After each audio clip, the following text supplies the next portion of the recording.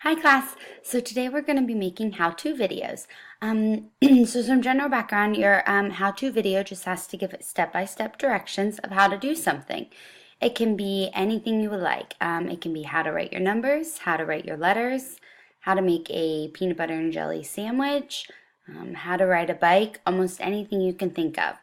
The only stipulations are, like I said before, is it needs to have step-by-step directions of how you're going to perform this task. You can either use pictures to show what each step is, or it can be a video of you actually performing each step.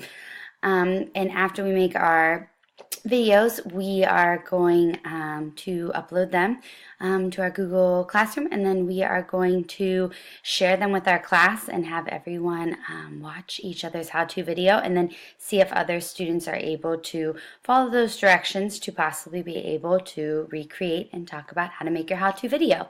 So thanks for watching, and good luck making your how-to videos. If you have any questions, please let me know. Thanks!